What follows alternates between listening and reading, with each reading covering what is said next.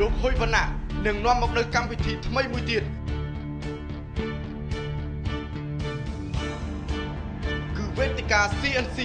នៅក្នុងរយៈពេល30នាទីលោកហ៊ុយវណ្ណៈនឹងជជែកជាមួយវាគ្មិនជាអ្នកដឹកនាំអ្នកជំនួយអ្នកការទូតនិងយុវជនអំពីសក្តានុពលធនធានមនុស្សនៅកម្ពុជា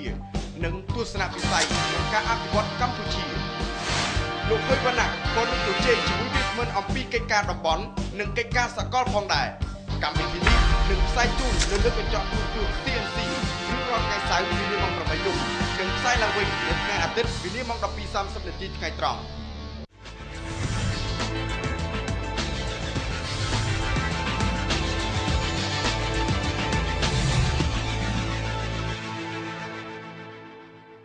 សូមអនុញ្ញាតសម្ភាសលោកឆៃហេងដែលជានាយកក្រុមហ៊ុន Seekideal ជាបន្តទៀតបាទលោកហេងយើងជួបគ្នាសារថ្មីហើយខ្ញុំកំពុងតែជក់ស្ដាប់តាក់ទងទៅនឹងរឿងសិក្សាកម្មសិក្សានិងការសិក្សានៅប្រទេសអូស្ត្រាលីបាទលោកហេងនៅអូស្ត្រាលីបានចូលកម្មសិក្សាប្រមាណក្រុមហ៊ុនហើយទៅលើមុខវិជ្ជាអ្វីដែលលោកគិតថាការងារជាក់ស្ដែងនឹងការរៀនសូត្រវាតាក់ទងគ្នាបាទជាការពិតណាស់បងអាហារូបករណ៍ខ្ញុំគឺរយៈពេលតែ3ឆ្នាំទេគឺស្តង់ដាររបស់ Bachelor Degree បញ្ញាបត្រនៅស្រុកនោះគឺ3ឆ្នាំចំណែកក្នុងរយៈពេល3ឆ្នាំនោះខ្ញុំចុះកម្មសិក្សា2ដងជាមួយនឹងក្រុមហ៊ុនធំ2លំដាប់អន្តរជាតិក្នុងឧស្សាហកម្ម2ផ្សេងគ្នាទៀតឧស្សាហកម្ម2ផ្សេងនេះគឺជាតម្រូវការរបស់program គេបាទហើយកម្មសិក្សាហ្នឹងយើងធ្វើមុខវិជ្ជាអ្វីជំនាញខាងអ្វីបាទគឺជំនាញខាងគណនេយ្យនឹងម្ដងបាទតែម្ដងគណនេយ្យដែលពិភពលោកទទួលស្គាល់ហ្នឹងគឺជាគេហៅថា language of business បាទ business language អញ្ចឹងបានន័យថាគឺជាភាសាពាណិជ្ជកម្មដែលគ្រប់អ្នកគ្រប់គ្រងគួរតែយល់ដឹងបាទហើយក្រុមហ៊ុនធំ2ដែលខ្ញុំបានទទួលចុះកម្មសិក្សាហ្នឹងទី1គឺធនាគារបណ្ដាក់ទុនដែលធំជាងគេនៅប្រទេសអូស្ត្រាលីដែលហៅថា Khmer Group បាទចំណែកឯក្រុមហ៊ុនមួយទៀតគឺក្រុមហ៊ុនបណ្ដាក់ទុនដែរគឺគាត់បណ្ដាក់ទុនខាងអចលនទ្រព្យដែលធំជាងគេដែរគេហៅថា Brookfield Multiplex ផ្នែកគណនេយ្យដែរប៉ុន្តែយើងគុំគិតថាផ្នែកគណនេយ្យហ្នឹងគឺមើលទៅដូចសាមញ្ញមើលទៅអត់ណាគេហៅថាអត់ល្អអត់មានអីដែលគួរតាក់ទាញប៉ុន្តែយើងកុំភ្លេចថានៅក្នុងបណ្ដាក្រុមហ៊ុន500ដែលធំជាងគេនៅក្នុងពិភពលោកគេហៅអង់គ្លេសហៅថា Fortune 500បាទ company ដែលមានណាតម្លៃច្រើនជាងគេលំដាប់500ហ្នឹងលើសពី 50% នៃប្រធានក្រុមហ៊ុនទាំងនោះគឺគាត់មានធ្លាប់បានរៀនពី accounting background គាត់គឺ accounting តែម្ដងគឺគាត់ធ្លាប់ទទួលបានយ៉ាងហោចណាស់គឺបញ្ញាបត្រខាង accounting បាទអញ្ចឹងមានន័យថាមេដឹកនាំចំនួនដែលអត់ចេះគណនេយ្យមិនអាចដឹកនាំចំនួនបានទេអញ្ចឹងមែនទេបាទឬយ៉ាងម៉េចមិនមែនថាអត់ចេះទេប៉ុន្តែខ្ញុំជឿថាពួកគាត់ដែលមិនធ្លាប់ឆ្លងកាត់ខាងការរៀនសូត្រខាងគណនេយ្យនោះថ្ងៃអនាគតទៅគឺគាត់ប្រកាសជារកការចំណេះដឹងខាងគណនេយ្យនោះខាងគណនេយ្យបាទអរគុណឥឡូវខ្ញុំត្រឡប់មកស្រុកខ្មែរវិញប្រភេទមកដល់ស្រុកខ្មែរឥឡូវយើងមានបង្កើតជា business model អីថ្មីមួយសម្រាប់ជាឱកាសរបស់លោកហេងដែលមើលឃើញនៅស្រុកខ្មែរទេបាទពេលបច្ចុប្បន្ននេះបាទដូចបងបានជម្រាបពីដើមអញ្ចឹងគឺ business ខ្ញុំគឺតាក់ទងនឹងសេវាផ្សព្វផ្សាយការងារនិងសេវារកបុគ្គលិកសម្រាប់ជួននិយោជកទាំងឡាយបាទអញ្ចឹងខ្ញុំគិតឃើញថានៅប្រទេសកម្ពុជាដែលកំពុងតែលូតលាស់ណាមានសន្ទុះសេដ្ឋកិច្ចដ៏ល្អណាដែលជាការចំណាយរបស់បណ្ដាប្រទេសផ្សេងទៀតហ្នឹងបាទមានវិស័យពីរដែលគឺមិនខុសទេបើសិនជាយើងចាប់យកមុខចំនួនខាងហ្នឹងគឺទី1គឺខាងអប់រំបាទព្រោះអីពេលដែលយើងកំពុងតែណាសេដ្ឋកិច្ចយើងកំពុងតែលឿនគឺយើងត្រូវការធនធានមនុស្សច្រើនចំណែកឯចំនួនទី2គឺខាង recruitment គឺដោយខាងខ្ញុំហ្នឹងអញ្ចឹងបាទយើងទីផ្សារការងារកំពុងតែរីកបាទអញ្ចឹងយើងត្រូវការក្រុមហ៊ុនណាដែលអាចធ្វើជាស្ពានណាដែលអាចចម្លងនយោជកនិងនយោជិកបានបាទអញ្ចឹងលោកហេងមើលឃើញឱកាសស្រុកខ្មែរថាហ្នឹងវាជាឱកាស business មួយដើម្បីបង្កើតជា business model មួយនឹងអាចមានអនាគតល្អអញ្ចឹងឬក៏យ៉ាងម៉េចត្រឹមត្រូវបងប៉ុន្តែខ្ញុំក៏សូមយកឱកាសនេះដើម្បីណាធ្វើការផ្សព្វផ្សាយដល់សហគ្រិនផ្សេងទៀតដែលគាត់ស្ដាប់ខ្ញុំនិយាយអញ្ចឹងគាត់ថាអូគាត់ចេះអីទិញទួចអញ្ចឹងគាត់មកអីអញ្ចឹងដែរ សូមគិតឲ្យច្បាស់បើសិនជាគាត់មកគាត់មិនយកគុណភាពគាត់មិនយកស្តង់ដារមកទេសូមកុំមកឲ្យប្រឡូកប្រឡាក់ស្រុកខ្មែរអីព្រោះអីគាត់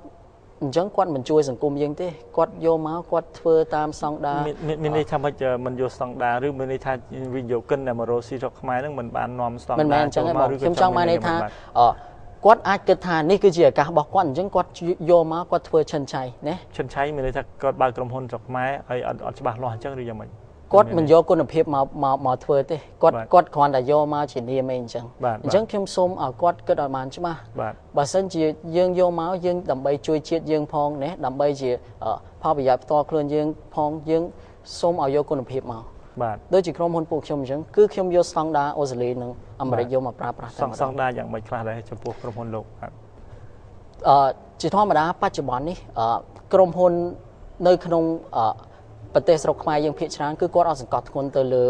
គេហៅថា branding as the employer of choice បានន័យថាគាត់មានការងារអីអញ្ចឹងគាត់គិតថានរណាគេចូលមកធ្វើការក៏បានដែរអញ្ចឹងមានន័យថាគាត់អត់បានគិតអំពីគេឈ្មោះនិងម៉ាកយីហោរបស់ក្រុមហ៊ុនគាត់អញ្ចឹងមានន័យអញ្ចឹងគាត់អត់បានគិតពីគេឈ្មោះរបស់គាត់ដែលជាថៅកែដែលជាថៅកែដើម្បីរកបុគ្គលិកទេគាត់ភាគច្រើនបងមើលទៅការផ្សាយពាណិជ្ជកម្មតាមទូរទស្សន៍ក្តីតាមអីគាត់សង្កត់ធ្ងន់ថាលើគុណភាពនៃសេវាកម្មគាត់ជាស្អីគុណភាពនៃផលិតផលគាត់ជាស្អីតែប៉ុណ្្នឹងទេគឺគាត់អត់មានដែរផ្សព្វផ្សាយថាខ្ញុំគឺជាក្រុមហ៊ុនដ៏ល្អដែលអ្នកទាំងឡាយគួរតែធ្វើការជាមួយខ្ញុំអត់មានអញ្ចឹងទេបាទឥឡូវខ្ញុំសូមសួរលោកហេងតិចវាតាក់ទងទៅនឹងការកសាងគេឈ្មោះម៉ាកយីហោហ្នឹងអានឹងសំខាន់យ៉ាងម៉េចហើយត្រូវធ្វើម៉េចដែរបានយើងអាចបានអានឹងអាចមានខ្លះសង្ខេបបន្តិចទេបាទជាការពិតណាស់បងម៉ាកយីហោបើយើងគិតថាណា Coca-Cola ឬក៏ ANZ Royal គេយកគុណភាពជាធំតែម្ដងបាទហើយមិនមែនបានន័យថាដល់តែក្រុមហ៊ុនធំបានអាចកសាងផ្លាកយីហោបានទេក្រុមហ៊ុនតូចគឺយើងធ្វើតាមតូចអញ្ចឹងប៉ុន្តែគេហៅថា consistency of message បានន័យថាសារដែលយើងផ្ញើឲ្យអតិថិជនយើងក្តីណាសារដែលយើងផ្ញើឲ្យអ្នក supplier អ្នកអីនិយាយរួមអ្នកដែលយើងតាក់ទងជាមួយហ្នឹងគឺសូមឲ្យសារដែលយើងផ្ញើឲ្យគឺសារតែមួយអញ្ចឹងបើសិនជាយើងថាជាយើងយកគុណភាពជាចម្បងសូមសម្ដែងឲ្យគេមកថាយើងពិតជាយកគុណភាពជាចម្បងមែនបើសិនជាយើងជាអង្គការក្នុងការជួយមនុស្សជួយអីអញ្ចឹងសូមឲ្យស្ដែងចេញមកថាយើងពិតជាជួយដោយចិត្តស្មោះសរមែនដោយស្មោះសរមែនបាទកុំឲ្យយើងមានគេហៅថា hidden agenda បានន័យថាយើងមានអីផ្សេងពីក្រោយខ្នងដែលគេអត់ដឹងហ្នឹងហើយអញ្ចឹងសូមកុំឲ្យមានអញ្ចឹងអីបាទអញ្ចឹងមានការកសាងគេឈ្មោះគឺមានន័យថាកសាងនូវភាពទំនុកចិត្តនិងស្មោះត្រង់ចំពោះអតិថិជនគឺថាលក់ទាំងផលិតផលលក់ទាំងភាពស្មោះត្រង់លក់ទាំងគុណភាពទៅជាមួយគ្នាអញ្ចឹងឬយ៉ាងម៉េចត្រឹមត្រូវហើយសូមលក់មួយទៀតគឺលក់ដោយចិត្តស្មោះសរគឺការជួយជាតិរបស់យើងមិនថាលក់ហើយចុងក្រោយហៅ philosophy ឬក៏ vision គេហៅថា corporate social responsibility បាទគឺការទំនួលខុសត្រូវខាងសង្គមរបស់យើងខុសត្រូវសង្គមបាទត្រឹមត្រូវអញ្ចឹងសរុបសេចក្តីមកមានន័យថាការស្វែងរកប្រាក់ចំណេញដោយគោរពច្បាប់ហើយថែមទាំងមានការទទួលខុសត្រូវសង្គមខ្ពស់ថែមទៀតសរុបសេចក្តីមករបស់លោកហេងមានន័យថាអញ្ចឹងត្រឹមត្រូវបងព្រោះអីបើសិនជាយើងសាងគេឈ្មោះយើងឲ្យបានល្អណាគេឈ្មោះយើងថិតថេរយូរអង្វែងគឺយើងមិនខ្លាចទេថាមិនមានអតិថិជនដែលគាត់មកនោះបាទអូខេឥឡូវខ្ញុំចង់សួរពីមុខរបររបស់លោកហេងពេលបច្ចុប្បន្នដំណើរការដល់យ៉ាងណាហើយបាទក្រុមហ៊ុនខ្ញុំទើបតែថ្មីមែនបងព្រោះអីខ្ញុំទើបតែបើកថ្ងៃ1ខែ2ឆ្នាំនេះទេប៉ុន្តែខ្ញុំបានត្រៀមតាំងពីមួយឆ្នាំមុនព្រោះអីទ្រង់ទ្រាយដែលខ្ញុំធ្វើគឺដូចខ្ញុំនិយាយអញ្ចឹងស្តង់ដារអូស្ត្រាលីនៅអាមេរិកអញ្ចឹងវាត្រូវចំណាយពេលច្រើនហើយបើសិនជាទស្សនិកជនទាំងអស់គាត់មានពេលទំនេរអាច log in ចូល Seekideal.com គាត់នឹងឃើញថាហេតុអ្វីគេហទំព័ររបស់ខ្ញុំខុសប្លែកពីគេហទំព័រស្វែងរកការងារដទៃទៀតនៅក្នុងប្រទេសកម្ពុជាហេតុអីបានខ្ញុំហ៊ានអះអាងថានេះគឺពិតជាគុណភាពស្តង់ដារអូស្ត្រាលីឬអាមេរិកមែនហើយយើងមិនមែនបានន័យថាយើងយកមកបោះគេទាំងដុលដោយមិនគិតថាទីផ្សារដែលយើងកំពុងតែដំណើរការហ្នឹងនៅប្រទេសខ្មែរទេមិនមែនអញ្ចឹងទេគាត់មើលទៅគាត់នឹងដឹងថាហេតុអីបានខ្ញុំហ៊ាននិយាយអញ្ចឹងគឺយើងយកបោះគេមកគឺយើងហ៊ានយើងបំលែងខ្លះដើម្បីឲ្យត្រូវទីផ្សារស្រុកខ្មែររបស់យើងដើម្បីឲ្យយើងរីកចម្រើនដូចគេអញ្ចឹងបាទអញ្ចឹងយើងវាយ Seek Idea នឹងទៅ Seekideal.com Seekideal.com យើងនឹងឃើញថាមានអ្វីខ្លះនៅក្នុងនោះហើយឈ្មោះក្រុមហ៊ុននេះគឺយើងចង់បើយើងបកប្រែជាភាសាខ្មែរឲ្យសាមញ្ញមែនតើគឺស្វែងរកក្តីសម័យរបស់យើងស្វែងរកភាពល្អឥតខ្ចោះសម្រាប់ ខ្លួនយើងអញ្ចឹងគឺនយោជកគាត់ស្វែងរកភាពល្អខ្ចោះនៅក្នុងបុគ្គលិកដែលគាត់ចង់ស្វែងរកចំណែកបុគ្គលិកគឺគាត់ចង់ស្វែងរកភាពល្អខ្ចោះនៅក្នុងក្រុមហ៊ុនដែលគាត់ចង់ទៅធ្វើការបាទអូខេឥឡូវដោយសារលោកហេងធ្លាប់រៀននៅអូស្ត្រាលីហើយឥឡូវមកសិក្សាពីបរិយាកាសវិនិយោគស្រុកខ្មែរហើយបង្កើតបានជា business model មួយថ្មីស្រុកខ្មែរលោកហេងយល់ឃើញយ៉ាងម៉េចដែររវាង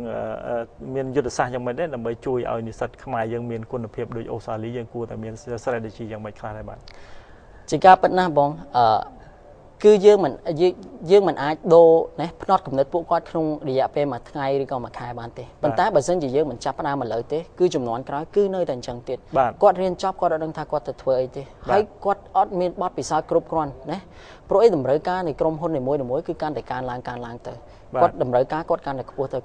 អញ្ចឹងអ្វីដែលពួកខ្ញុំកំពុងតែធ្វើគឺសហការជាមួយនឹងអង្គការនានាជាមួយនឹងមហាវិទ្យាល័យនានាដើម្បីបង្កើតជាកម្មវិធីចុះកម្មសិក្សាសម្រាប់និស្សិតតាំងពីថ្នាក់ទី10រហូតទៅដល់មហាវិទ្យាល័យចប់បរិញ្ញាបត្រអញ្ចឹងគឺគោលបំណងពួកខ្ញុំគឺថាពេលដែលគាត់ចប់បរិញ្ញាបត្រយ៉ាងហោចណាស់ក៏គាត់មានបទពិសោធន៍យ៉ាងតិចមួយឆ្នាំទៅមួយឆ្នាំកន្លះនៅក្នុងឧស្សាហកម្មផ្សេងគ្នាបាទអញ្ចឹងពេលដែលគាត់ចប់បរិញ្ញាបត្រគឺគាត់អត់មានខ្លាចណាគេទេបាទគឺមានន័យថាគាត់ចប់មានសមត្ថភាពគឺគាត់អាចចុះកម្មសិក្សាដឹងពីរបៀបការងារធ្វើទាំងចំណេះដឹងក៏គាត់មានចំណេះធ្វើក៏គាត់មានបាទត្រូវបាទនេះគឺជាអ្វីដែលយើងចង់បានហើយខ្ញុំអញ្ចឹងខ្ញុំចង់សួរលោកហេងថានៅន័យថានិស្សិតស្រុកខ្មែរយើងអត់មានអ្វីចេញពីក្នុងខ្លួនមែនទេគាត់ខ្វះក្តីសម័យឬក៏ខ្វះចក្ខុវិស័យឬក៏គាត់គ្មានអ្នកណាជំរុញទឹកចិត្តគាត់គឺខ្វះភាពដឹកនាំខ្វះភាពដឹកនាំពីសង្គមគ្រួសារក្តីឬក៏ស្ថាប័នអប់រំក្តីដែលអង់គ្លេសថា empower គឺគាត់ត្រូវតែហ៊ានគិតឲ្យធំស្រមៃឲ្យធំអញ្ចឹងបានមិនមែនបានន័យថាគាត់ត្រូវតែសម័យគ្រប់គ្នាត្រូវតែខ្លាចជាមេដឹកនាំអីអញ្ចឹងទេគាត់ត្រូវតែធ្វើជាជំហានមួយជំហានអញ្ចឹងប៉ុន្តែបើសិនជាគាត់មិនសម័យធំទេក៏គាត់មិនដើរក៏គាត់មិនព្យាយាមដើររហូតទៅដល់ទីបំផុតអញ្ចឹងភាពជាអ្នកដឹកនាំមានន័យថាបង្កើតក្តីសម័យហើយខំប្រឹងបញ្ចេញសកម្មភាពដើម្បីសម្រេចក្តីសម័យនោះអញ្ចឹងហ៎ត្រឹមត្រូវបើមិនមានក្តីសម័យទេក៏យើងមិនមានសកម្មភាពដែរហើយបើមិនមានសកម្មភាពក៏យើងមិនអាចសម្រេចក្តីសម័យដែរបាទអរគុណលោកហេងដែលបានចូលរួមចែកម្លែក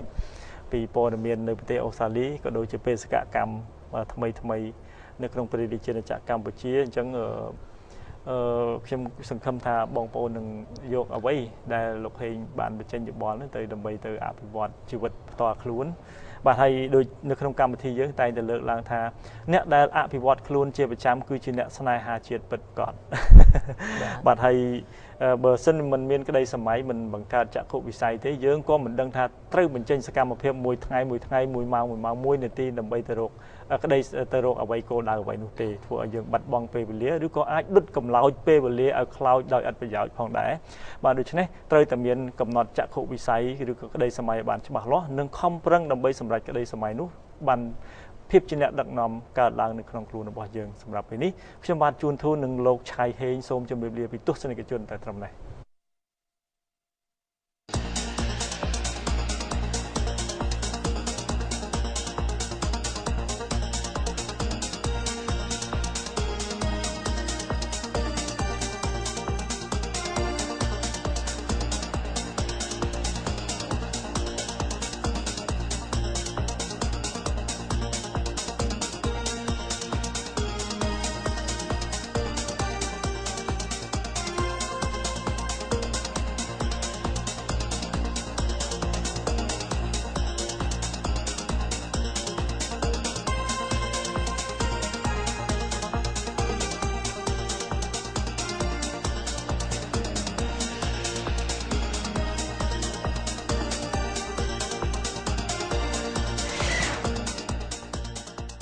ស្ត្រីទើបតែឆ្លងទន្លេរួចតែបន្សល់ទុកនៅស្នាមសង្វារច្រើនគឺជាម្ដាយអាយុច្រើនតែក្បាលពោះរៀបស្មើចំណែកខ្ញុំវិញទើបតែមានកូនមួយក្បាលពោះដូចជាធុងទឹកក៏ចេញមកតែគេវិញគឺជាម្ដាយដែលមានកូនភ្លោះតែពោះគេបែរជារៀបស្មើទៅវិញមិនត្រឹមតែគ្មានសង្វារទេសូម្បីស្នាមអ្វីបន្តិចក៏គ្មានក្បាលពោះរៀបស្មើរលោងចង្កេះរៀងរាវគឺក្តី